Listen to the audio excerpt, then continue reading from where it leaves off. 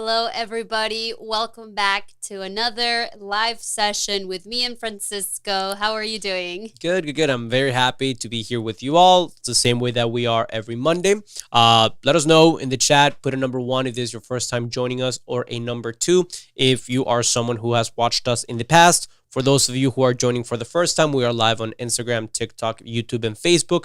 And the way that we do these live streams is we select topics that are relevant to whatever is going on in the world of college admissions this time of the year. In this particular case, as we're going to learn, we got an Amber Alert. As we're going to learn in today's live stream, we are going to be talking about the CSS Profile and the FAFSA, the Free Application for Federal Student Aid. They are both forms. They are both requirements or prerequisite to receive a lot of financial aid awards if you qualify for them. So we're going to be talking about the differences between them, what they unlock, why you should or shouldn't fill them out, and basically everything you need to know about them so they can be a vehicle so that you or your student can get money to pay for college. Exactly. Yeah, over the past couple of weeks, we've talked about what's happening to the FAFSA, about, maybe possible delays or, most likely delays that will be happening similar to last year's. And we did mention and discuss the CSS profile in these talks, and we did get a lot of questions about the form, about who has to fill out the CSS profile versus who has to fill out the FAFSA, who qualifies for the CSS profile, who is able to fill it out, we realized that we really wanted to talk about this process and kind of differentiate the main differences between these two forms, because it's important to know about them before they're available, especially if your student is either a senior who's applying to colleges, or if they are currently in college and they have to renew either the FAFSA or the CSS profile. So definitely we'll be covering that information in today's live stream. And I do see people are joining us today saying 1, 2, 1 meaning that this is the first time that they join us. We have some people like it's saying that they've been with us before. So thank you so much for joining us today and for wanting to be informed, because it's important. These are important topics of conversations, points of things that you should be aware of and should be learning about as you go, especially if you are a student who plans to go to college or is currently a senior. And even if you are a parent of a student who might be in middle school or who might, not be a senior yet, this information is going to be very relevant when senior year comes around and it's time to fill out these forms. So thank you so much for joining. Right. So just to get started with the information that we want to share, first things of all, what is FAFSA? What is the CSS profile? They are both forms. A lot of people say, oh, they're scholarships, they are loans. No, they're forms. And what they do is they, through a series of questions, very pointed questions, they determine the circumstances, the picture, the financial aid, or the financial makeup of the family, of the household. They do so by getting, specifically the FAFSA, gets a number called the SAI number, the Student Aid Index. And what it does is basically through this number, different entities, more specifically the federal government and the colleges and universities that your son or daughter will be attending, they'll be able to make decisions based on their own policies and how generous they are as to how much money, how much financial aid they're going to be offering or extending to your student, right? So to very clearly understand the purpose of each of them, the FAFSA takes the Student Aid Index, and then the main thing that it does is it checks eligibility for federal aid, for more specifically the Pell Grant, but also things like federal work study. And then the different colleges and universities that will be accepting you and that you'll be going to college to, they'll also take this Student Aid Index, and again, based on how generous they are or their own policies, they'll make decisions as to whether or not they'll offer you the presidential scholarship for XYZ or this type of scholarship for whatever. But it's all based, or it's all predicated under the premise that you fill out these forms, right? Because they might be the prerequisite to receive both merit and need-based aid. And a lot of people think that you only fill out the FAFSA for need-based aid. And a lot of people say, well, I don't have financial needs, so it would be a waste of time. But if you read the fine print, there are a lot of merit-based awards or institutional awards that might have the prerequisite of you having completed the FAFSA in order to disperse these funds, right? So that's it for the FAFSA route. When it comes to the CSS profile, what does it do? What is it? Well, basically the same thing. This is a form. It's a little bit longer. It's more complex. It has way more questions. And the difference is that not all schools require it, but the schools that do require it will heavily be influenced in the decisions that they make at the institutional level. Again, CSS profile is not for federal aid on like the FAFSA or other types of aid, but mostly for institutional awards. And these institutions will be like, okay, do still send me the FAFSA, but on top of that, we have a requirement for you to also send us the CSS profile so that we can make a final determination as to your family's financial makeup and how much financial aid and scholarships you might need, and what we can do for you, right? So the CSS profile is not a requirement by all schools, but all schools that require it, if they're on your list, should get that information. And super, super important, but they both serve the same purpose of seeing the financial makeup of the household. Now, Laura, I don't know if you want to talk to our audience about when to fill out these forms or who fills out these forms. Exactly. Yeah. Well, the CSS, not a difference historically. Usually, in years prior, not this year or the year before, the CSS profile and the FAFSA actually opened on the same day, October 1st. But as you all know, and if with last year, and it looks like it might happen again this year, the FAFSA has not been opening on October 1st. So this year, when it comes to the CSS profile, it will be available on October 1st. That's what they said, and we haven't heard any changes to that. And last year, the CSS profile form changed a bit, and there didn't seem to be any issues with that form as opposed to the issues that the FAFSA had. And it looks like the FAFSA did have the intention of opening on October 1st, again, this year, this coming October 1st.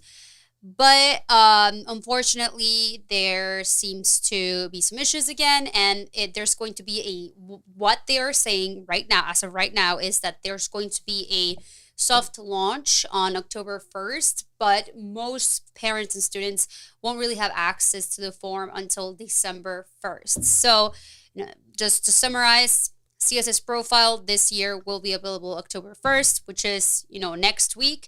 And the FAFSA should be available for everyone on December 1st. Fingers crossed that works out. And eligibility, right? Who is eligible or who can fill out these forms? So, as we explained in the last couple of weeks, the FAFSA, people who are eligible to fill out this form is U.S. residents, U.S. citizens, and eligible non-citizens. So there is a list on the website studentaid.gov that specifies who qualifies under the eligible non-U.S. citizen category. So it's important to read that and to know and to realize, or be aware of whether or not you qualify under this category of eligible non-U.S. citizen. And for the CSS profile, who qualifies for this form? Well, this is a form that's available to citizens, residents, and international students. So the schools that do require the CSS profile, because not every school requires this form, it's only certain schools that require students to send out this application, this CSS profile form. It's available for residents, for U.S. citizens and international students. So yeah, just wanted to clarify and to let you all know, especially with those opening dates. Hopefully the FAFSA, at least by next year, fingers crossed, it will be fixed. But my tip for my parents and my students who are seniors, of parents of students in senior year or who have to renew the FAFSA, do go online. And if you have your FAFSA account created, on October 1st, because remember, it is a soft launch, which unfortunately means that some people will have access to the form and some might not. Who knows? Maybe you might be one of the lucky few people who do have access to the FAFSA this year on October 1st or in the coming weeks after between October 1st and December 1st. So yeah, do check it out. Do go in online and see if you can fill it out starting October 1st, and maybe every other day or once or twice a week you can be checking. But hopefully by December 1st, it's all fixed and working. Yeah, I had a meeting with a student today that was telling me how her school already notified them that they're a pilot school, so they are going to be taking FAFSA forms from all students at that school. So again, keep that eye open for the particularities of your respective school. Nonetheless, if your student does not qualify for, the early October 1st deadline, they can still fill it out as early as it opens up, because as we tell our best college aid members, the funds, a lot of the funds that get unlocked or that you become eligible for through the FAFSA are distributed on a first come, first serve basis. So what's important here is to make sure that we set ourselves up to be as eligible to as much aid and scholarship as possible. So there are four sources of money that your student could qualify or get money from. There is the federal government, as we mentioned, the institutions that they'll be attending, the state where they reside if they are going to go to college within the same state where they to college within the same state that they went to high school. And then there are private awards that come from specific companies, charities, foundations that set up a fund to give money to students, and they have their own particular policies as to who gets what amount, right? So the name of the game is to make sure that you fill out all the necessary forms, be that the FAFSA, the CSS Profile. For state awards, you have to have merit, but you also have to fill out in certain states specific financial aid forms. So you want to make sure that you don't self-disqualify by thinking, oh, well, this only is for students that have financial need, and I don't have financial need, and automatically disqualify yourself from merit-based awards from the from the institutions you're attending to or the state, right? So don't miss out on these funds. It's better to fill out these forms and not get money than to be eligible for money and not fill out these forms and still not get the awards, right? So you send everything out and then you leave it up to the hands of the different entities that will be reviewing your case and your application. That's the name of the game. Exactly. And I do want to, because we did get some ones in the chat, which meant if you wrote one is that you've never seen these live streams before and it's your first time.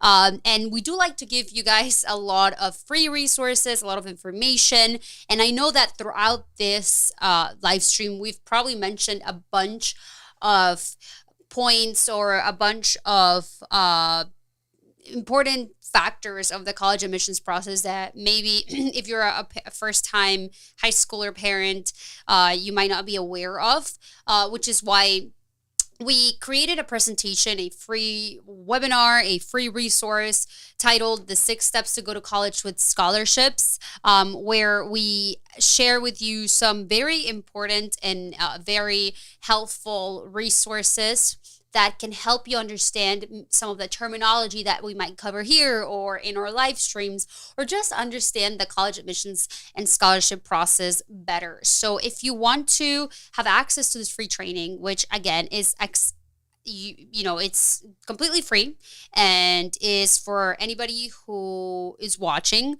You can check out, if you happen to be watching us on Instagram or on TikTok, you can go to the link in our bio and register to watch this free training.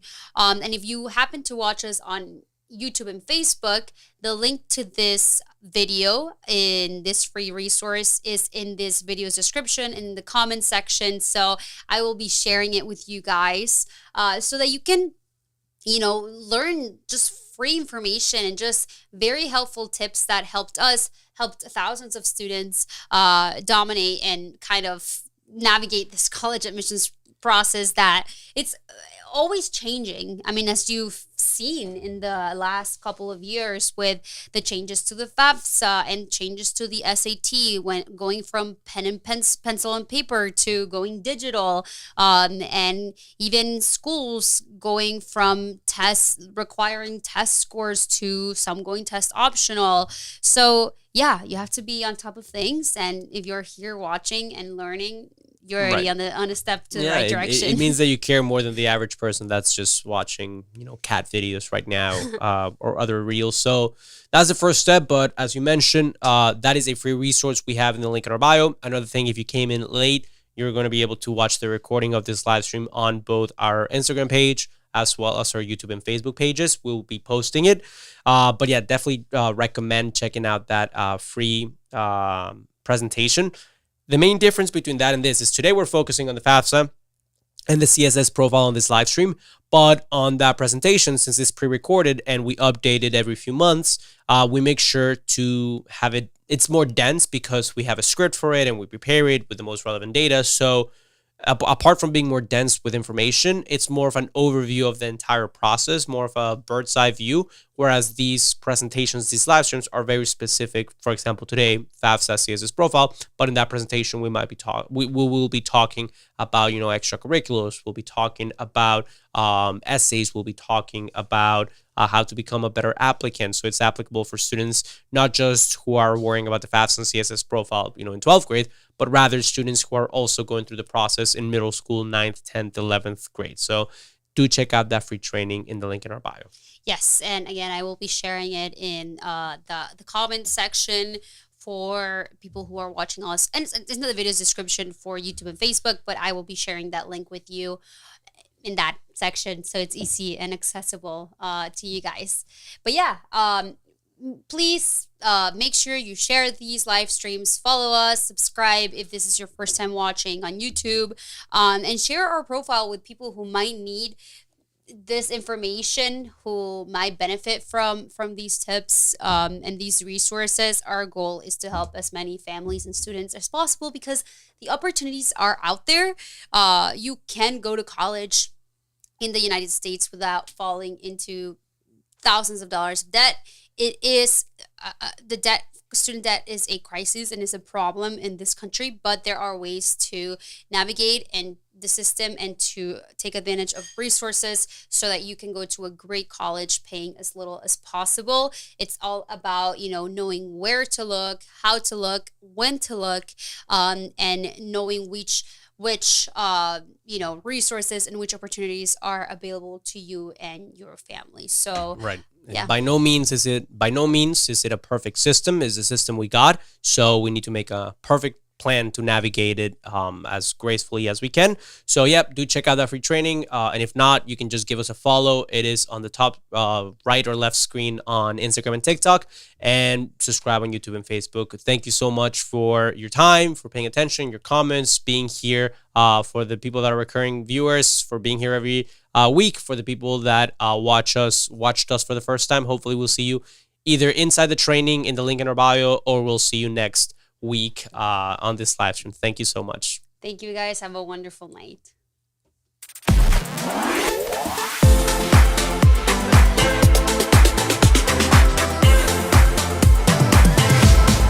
Best college aid.